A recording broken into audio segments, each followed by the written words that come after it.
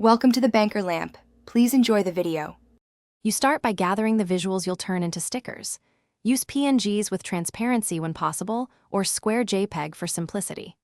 Once done, open Sticker Maker Studio and tap Create New Pack, then name it something short and clear. Make sure to import at least 3 images so the app accepts the pack. You can add up to 30. Import and roughly reorder images now so the next steps focus on outlining and trimming each sticker without backtracking. You'll now refine each sticker. Select one image and use Auto Cut to remove backgrounds fast. If needed, switch to Manual Cut to draw precise edges. Make sure to adjust eraser size and use Smooth or Restore to fix jagged sections. This matters for small details like fingers or logos. Once trimmed, add a border or shadow and optional text, then resize to balance visibility.